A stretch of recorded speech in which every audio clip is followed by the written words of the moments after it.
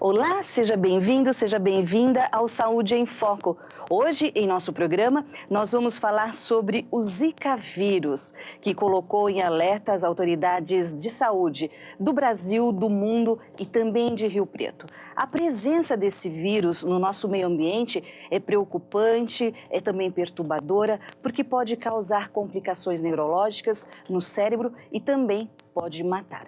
E para explicar para a gente quem é esse vírus, o que ele provoca, sintomas e se há tratamento, eu recebo a doutora Silvia Neck, que é da Secretaria Municipal de Saúde de Rio Preto. Doutora, muito obrigada novamente por sua participação em nosso programa. Doutora, vamos começar falando quem é este vírus, o Zika vírus. O Zika vírus é originário da África e o nome vem de uma floresta de Uganda, né, a floresta Zika. E as doenças, várias doenças transmitidas pelo Aedes aegypti vêm da África também, e o Zika vírus também. Ele é da mesma família do vírus da dengue, tem características diferentes, mas é da mesma família. Bem conhecido da gente, né? Exatamente. Ele é da mesma família do vírus da dengue. E lá na África, até eu estava lendo que Zika vírus, o Zika significa crescido demais. A presença dele é antiga? A presença é antiga, mas a descrição de casos de doença, de epidemias, vem da metade do século passado, mais ou menos, para cá, que se começou a estudar, que se evidenciaram casos, mas ele é antigo. A presença deles nas florestas da África é antiga. E também ele tem uma linhagem asiática? Isso, é que os vírus, conforme as pessoas passam, o mosquito também é levado para outros continentes, para outros países, o vírus foi junto e nessa passagem da doença de uma pessoa para outra, ele se modificou. Então, o nosso Zika vírus que está presente entre nós é originário da Ásia. Nós falamos, o início do Zika vírus conhecido foi na África, mas na verdade o que está circulando entre nós foi aquele que já passou na Ásia. Correto. Bem, e qual é a identificação dele, uma pessoa que se contamina com ele? Quais são os sinais, doutora? O Zika causa principalmente, a doença que ele causa, aparece primeiramente a lesão na pele. A grosseira no corpo, vermelhamento, costuma coçar. Começa assim, muitas pessoas não têm febre ou têm uma febre baixa, e pode ter os olhos avermelhados, sem secreção, mas ficam um pouco inchados e avermelhados.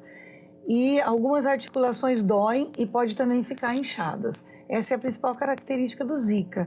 Diferente da dengue, que começa com uma febre alta, o vírus da Zika começa com a grosseira no corpo. E a febre pode aparecer ou não, e é baixa normalmente. E existe caso em que o sintoma não aparece, doutora? Existem. Como a dengue, a gente sabe que muitas pessoas tiveram dengue e nem sabem, vai fazer o exame e você teve dengue. Não tive. Ela nem se deu conta, teve sintomas muito pobres, teve pouquíssimos sintomas.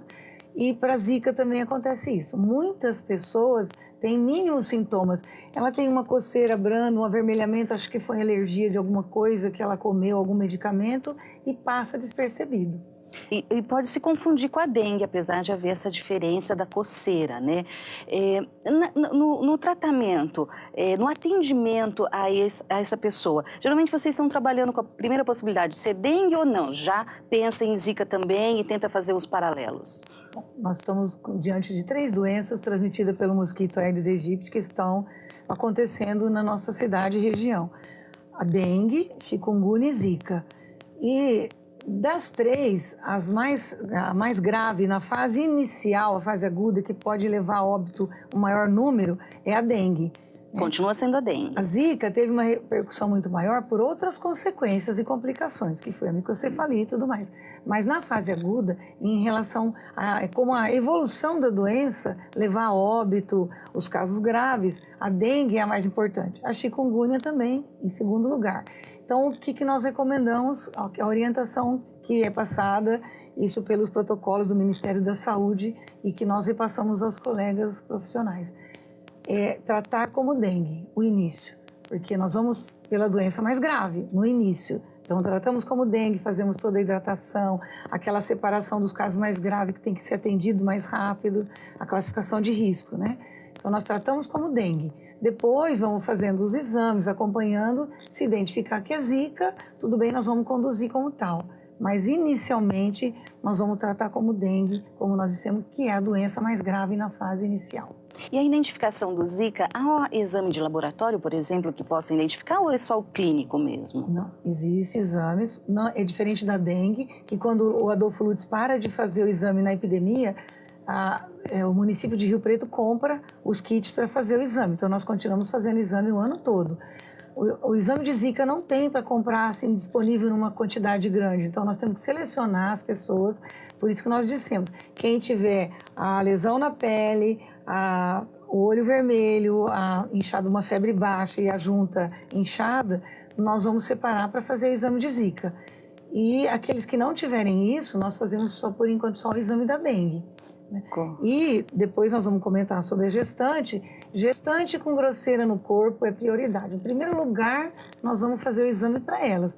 É um exame que identifica a presença do vírus, nós chamamos de PCR, né? Um exame que ele identifica o material genético do vírus, é um exame caro e é disponível, mas não é disponível para comprar em larga escala. Por isso que nós temos que selecionar os casos que vão ser submetidos a esse exame. E com relação à gestante, é super importante esse diagnóstico rápido. E há alguma coisa a fazer, doutora, se identificar numa gestante a microcefalia? No momento não, só o acompanhamento. Só o acompanhamento? No momento não. Né? Nós falamos até brincando que os coitados dos ratinhos estão se dando mal atualmente porque as pesquisas estão cada vez mais tentando buscar algum tratamento, já estão testando uma imunoglobulina, porque se você identificou que tiver com Zika naquele momento, há risco de passar pela placenta e afetar o feto, há risco. Isso já foi identificado, as nossas colegas pediatras do Nordeste que já pensaram nisso e fizeram alerta e está sendo confirmado cada dia mais. Então, nesse momento em que você está diante de uma infecção por Zika, tudo que puder ser tentado para evitar que essa infecção chegue ao feto está sendo pesquisado. Mas, por enquanto, nós só vamos acompanhar, identificame e esperar o resultado, passar para a gestante e aí, se der positivo, ela vai para um serviço especializado. Existe um serviço agora que está sendo feito no hospital de base, que está acompanhando uma profissional que se especializou nesse assunto e está acompanhando essas gestantes com exames, com orientação, um acompanhamento mais específico para essas gestantes. Bem pertinente e importante, não é, doutora, neste momento. Agora, com relação às pessoas, se a pessoa foi picada pelo mosquito, o vírus foi contaminada pelo vírus, não apresentou sintomas ou apresentou sintomas leves, e não teve mais nenhuma consequência. O que acontece, doutora? O que a ciência fala? Como nós sabemos que tem pessoas que têm pouquíssimos sintomas, outras têm todo o quadro florido, né, como nós falamos, mas algumas têm pouquíssimos sintomas. Qualquer gestante com qualquer lesão na pele, um avermelhamento, uma coceira, nós vamos conduzir como suspeito e fazer toda a orientação. Né? Não há, como nós dissemos, nenhum tratamento específico, mas nós vamos acompanhar até essa criança nascer. E depois que a criança nascer, se tiver suspeita de microcefalia, ela vai ser acompanhada por 3 anos, com todas as orientações, as recomendações que são feitas para acompanhar essas crianças. Mas eu digo assim, em questão de não ser gestante, pessoa comum, adulto, foi infectado pelo vírus Zika, não apresentou sintomas ou apresentou muito pouco, foi leve. Há algum estrago que esse vírus tenha feito e a pessoa não saiba ainda? A ciência ainda não chegou a esse ponto de analisar, não estamos nisso? Porque é muito recente, né, doutora, para a gente aqui. Estamos aprendendo Zika, né, assim, vivendo, né, diante da presença dele e causando os problemas e a gente estudando. Não há evidência de que a doença Zika em si, ela cause nenhum outro problema que não sendo em gestante, ou o que se evidenciou, esse vírus tem uma predileção pelo sistema nervoso. Então, após 3 semanas, até 1 mês depois que a pessoa teve a Zika inicial, aquela fase da lesão na pele, ela pode apresentar uma doença do sistema nervoso, é uma paralisia, pode ser grave, mas muitas pessoas se recuperam, mas fica tempos internada, pode precisar ser entubada, porque a paralisia começa dos pés e vai subindo. Quando atinge músculo respiratório, a pessoa tem que ser colocada no respirador, senão ela morre, não consegue respirar. Então é uma doença grave que nós chamamos de síndrome de Guillain-Barré. É uma reação imunológica do organismo à presença do vírus que afeta depois o sistema nervoso. E ela aparece, como nós dissemos, 3 semanas a 1 mês depois de que a pessoa teve aquela fase inicial da Zika. Ah, aquela fase inicial. Ela é tardia. O aparecimento da Guillain-Barré, desse problema, dessa paralisia, é demorado, é 3 semanas a 1 mês. Ah, correto. Bem, doutora, nós vamos a um breve intervalo e daqui a pouquinho a gente volta com o Saúde em Foco. Hoje a gente está falando sobre o vírus Zika. A doutora Silvia Neck está esclarecendo para a gente o que é esse vírus e quais as complicações que ele pode trazer para a gente. Aguarde um instante só, daqui a pouquinho a gente volta.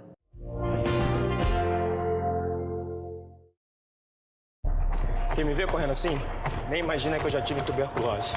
Mas eu venci a doença e qualquer pessoa pode vencer. Se você tosse por mais de 3 semanas, procure a unidade de saúde do SUS e faça o teste grátis. O tratamento também é gratuito e não pode ser interrompido. Vai por mim. Tuberculose existe, mas tem cura. Apoie quem tem a doença. Ninguém merece perder o fôlego por causa dela. O que é ser brasileiro? É ter capacidade de superação. É sair da crise como uma nova nação. É ultrapassar as fronteiras e construir sonhos de uma vida inteira. O que é ser brasileiro? É pegar no pesado e manter a leveza. É manter o humor, mas também ter firmeza. É entrar em campo para ganhar o mundo. É mostrar talento para ir mais fundo. É ser bamba na linha de produção. É ser craque até para fazer avião. É ser empreendedor por natureza. É levar um pouco de Brasil para cada mesa.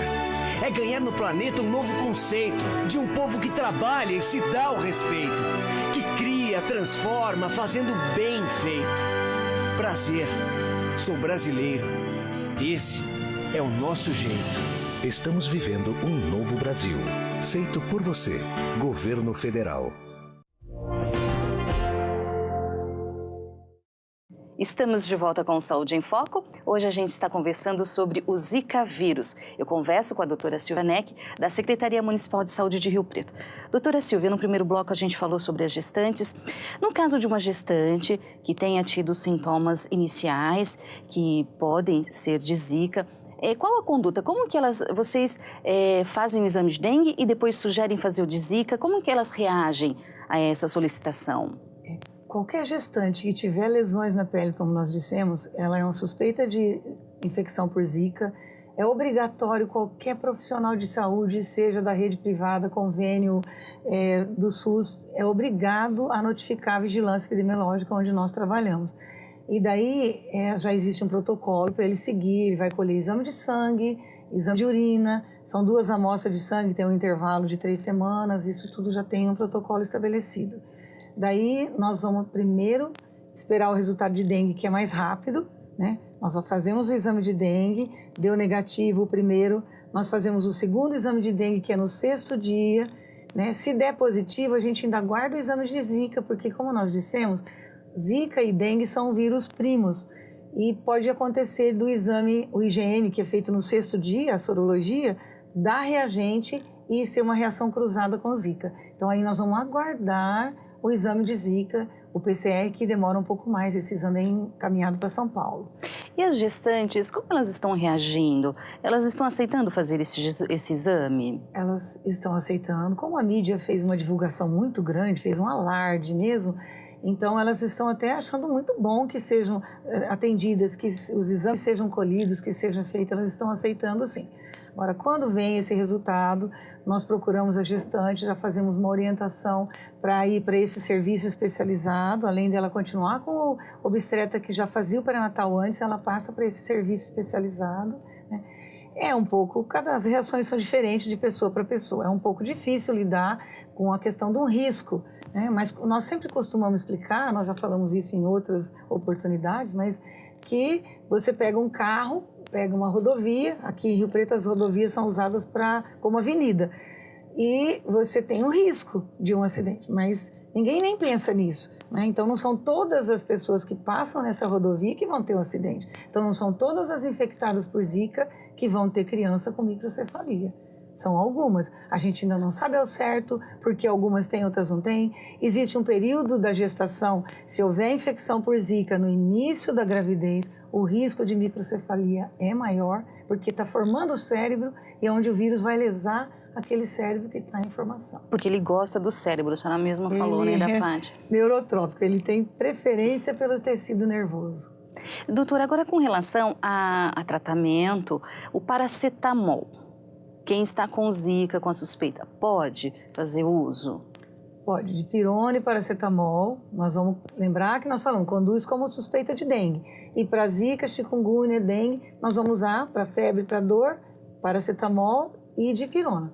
Respeitando as pessoas que são alérgicas a um deles ou que tem alguma restrição ao uso deles. Mas os dois, primeiramente indicados, são esses dois.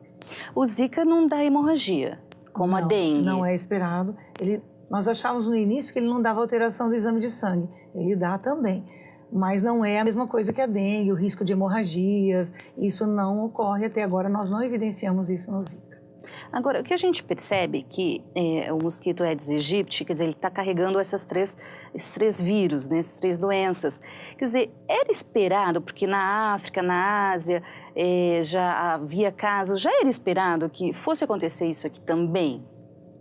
Acredito que sim, porque as pessoas circulam. Que o Aedes aegypti é um velho conhecido né, nos outros continentes e seria muito inocente achar que aqui não chegaria essas outras doenças. Desde que nós temos um mosquito. Tem uma pessoa que vem daquele país onde tem a doença e venha contaminada, ela tem que vir nos primeiros dias da doença, né? E tem pessoa que viaja, ou até aquela que nem sabia que estava doente, né? E nos primeiros dias ela tem vírus circulando. Então o mosquito nosso daqui picou aquela pessoa, a fêmea do mosquito que pica ficou contaminada. Porque o mosquito é um vetor, né? Ele só vai transmitir se ele tiver o vírus, quer dizer, se ele for contaminado. Ele também se contamina com a pessoa doente. Se ele picar uma pessoa que não está contaminada, não acontece nada. Ele vai picar outra e não acontece nada. Mas se ele picar uma pessoa que estiver no momento do início da doença, que o vírus está circulando no sangue, ele pica. Aí ele vai ingerir o vírus com o sangue, o vírus tem que ter uma fase no mosquito. Não é assim, acabou de picar esse, vai picar outro, já transmite. Ele vai se replicar no tubo digestivo do mosquito, né, no intestino, aí ele volta, vai na glândula salivar. Daí uns dias, o mosquito vai picar outra pessoa, na hora que ele pica, ele volta um pouquinho daquela saliva e transmite a doença para o outro. Essa fêmea do mosquito vive 35 a 40 dias transmitindo sem parar. Desde que ela se contaminou, a hora que ela começa a transmitir, vai até morrer.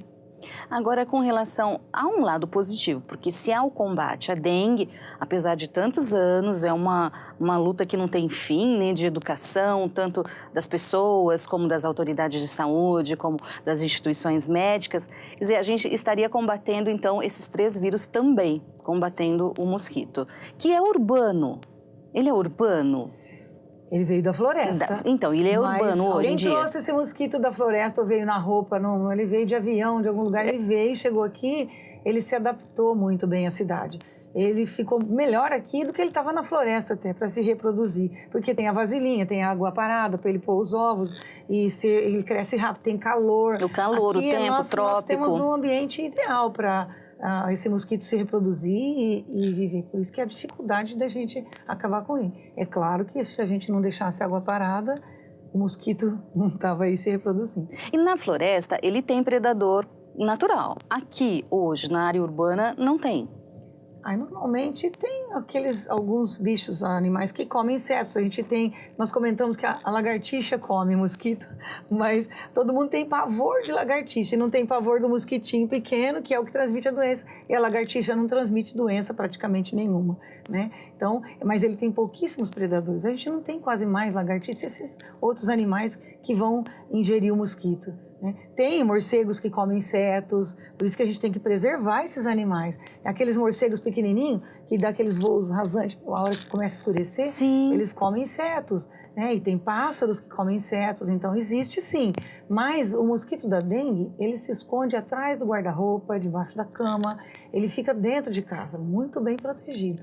Ah, correto. Agora, com relação à chikungunya, vamos aproveitar e falar também. Como é a chikungunya? Chikungunya é uma doença que veio da África também. O nome é da Tanzânia, né, o país da África, quer dizer pessoa que se dobra. A dor nas articulações é tamanha que a pessoa anda torta, anda dobrada mesmo, de dor. Então, a principal característica é uma doença causada por vírus, transmitida pelo Aedes também, e a principal característica é a dor articular. A febre costuma ser alta e a dor articular. São essas duas coisas mais importantes da chikungunya, é a febre e a dor articular. E ter vindo de uma área, nós ainda não temos, dengue e zika tem transmissão em Rio Preto, não precisa sair daqui para pegar, pode pegar aqui. A chikungunya ainda, os casos confirmados que nós temos aqui vieram da Bahia, de estados onde a chikungunya está acontecendo. Ainda não temos, mas é questão de tempo, se tem o mosquito, tem a pessoa doente, é questão do vírus circular e a gente ter a transmissão. Nós esperamos que não, mas pode acontecer de ter. Então a principal característica é a dor nas articulações. Muito forte. Agora, voltando ao Zika vírus, ele pode ser transmitido por relação sexual do homem para a mulher e também na transfusão de sangue, doutora? Existem relatos, mas ficaram casos tão isolados que ainda a gente não firmou isso como essa possibilidade. Ainda o principal é o mosquito. E existem, estão sendo estudados, porque se identificou o vírus na saliva, na urina ele está presente, tanto que a gente faz o exame de urina da gestante. No sêmen de um homem na Europa, 62 dias depois que ele pegou a Zika, ainda tinha o vírus presente no sêmen. Então existe a presença do vírus, mas ainda não se confirmou se essa via de transmissão é importante. Ainda não sabemos se essa via, ainda acreditamos que a picada do mosquito seja a mais importante, mas ainda precisamos estudar mais para saber. Nos Estados Unidos, um pesquisador relatou que foi a transmissão sexual, mas ainda a gente tem alguma dúvida se porque lá é muito frio, mas as casas são aquecidas, algum mosquitinho que estava lá dentro pode ter picado um ambiente quente essa também pessoa. Então nós ainda não podemos afirmar, existe uma suposição da transmissão. A transfusão de sangue? Precisa ser naquela fase da viremia, naquela fase que tem vírus no sangue, que passa. E qual aquele essa momento... fase, doutora? Ainda não sabemos ao certo. Gente. Nos primeiros dias, no início da doença, para dengue são 5 dias, começa a febre, até 5 dias depois existe vírus no sangue. Para Zika nós ainda não sabemos exatamente. É o início, naquela fase que está grosseira no corpo, o início dos sintomas, existe vírus no sangue. Então o risco da transmissão é nessa fase, mas a gente não sabe exatamente quantos dias. Correto. Bom, há muita coisa ainda para se estudar, para entender esse vírus, não é, doutora? E está sendo feito um esforço da área médica, das autoridades de saúde? Muitos esforços. O Brasil fez convênio com outros países para estudar a Zika, muito esforço nesse sentido. E a Fiocruz, né, Instituto de Pesquisa no Brasil, no Rio de Janeiro, e outros ainda, muitos estudos nesse sentido. Nós vamos ficar sabendo muita coisa, né, nós esperamos que brevemente. E só lembrando uma última coisa da chikungunya. Sim, eu gostaria de uma recomendação. A chikungunya, ela pode deixar essa dor nas articulações por meses ou anos. Não são todas as pessoas, mas algumas ficam meses ou anos incapacitadas para fazer tarefas diárias até. Essa é a nossa maior preocupação com a chikungunya, né? Ainda como ela não está circulando de maneira tão importante quanto os outros, mas existe esse problema. Países que tiveram epidemias tiveram graves problemas com incapacidades, com faltas ao trabalho, pessoas que não conseguem continuar trabalhando, nem atividades diárias em casa. E isso é muito sério, né? Uma porcentagem importante de pessoas que têm a chikungunya ficam incapacitadas. Doutora, se a gente antes tinha um motivo, a dengue, para combater o mosquito Aedes aegypti e todo o meio ambiente que ele gosta, agora a gente tem 3 motivos, né? Dengue, chikungunya e o Zika vírus. Gostaria da sua consideração final, seu recado final para quem está nos assistindo, para que a gente realmente vença essa guerra, não é, doutora? Vire essa página da história da saúde do Brasil. Justamente. A mídia tem um papel muito importante. E essas divulgações, a mídia tem um papel importante. Tanto que, como foi feito esse alarde todo em relação à Zika, a gente tem uma amiga que tem um menininho de 5 anos, ela foi na casa da vizinha, ele entrou, viu uma vasilhinha e falou, essa vasilha tem água parada, vai dar dengue. Então, a criança de 5 anos conseguiu entender por que nós continuamos jogando tampinha de garrafa, vasilhinha para criar dengue. Porque nós ainda continuamos deixando o nosso vaso com água, o nosso ralinho destampado, né? Porque nós ainda continuamos deixando a vasilhinha atrás da geladeira e tantas outras coisas, jogamos lixo e nos descuidamos com pneus, garrafas. Então, se a criança pequena conseguiu entender e fazer isso, a tarefa tão certinha, porque nós não vamos conseguir. Nós temos que nos educar e aceitar que é preciso acabar com isso. Nós não queremos ter gerações de crianças com microcefalia, isso, ninguém quer ver isso. Ninguém quer ter um filho triste. Assim, ninguém quer morrer de dengue, ninguém quer ficar com deformidade nas articulações por causa da chikungunya. Nenhuma dessas doenças, ninguém quer nenhuma delas. Doutora, muito obrigada por seus esclarecimentos. A nossa entrevista foi ótima. Obrigada mesmo. Nós é que agradecemos. E o Saúde em Foco termina aqui. Hoje nós falamos sobre o Zika vírus. E se você quiser acompanhar este programa ou outro Saúde em Foco, você pode acompanhar no YouTube, no nosso canal TV Câmara. Lá tem vários programas. E você também pode acompanhar todo o trabalho da Câmara Municipal de São José do Rio Preto nas redes sociais, no Facebook Câmara Rio Preto e também em nosso site riopreto.sp.leg.br. Espero que você tenha gostado do programa e até o próximo encontro. Tchau!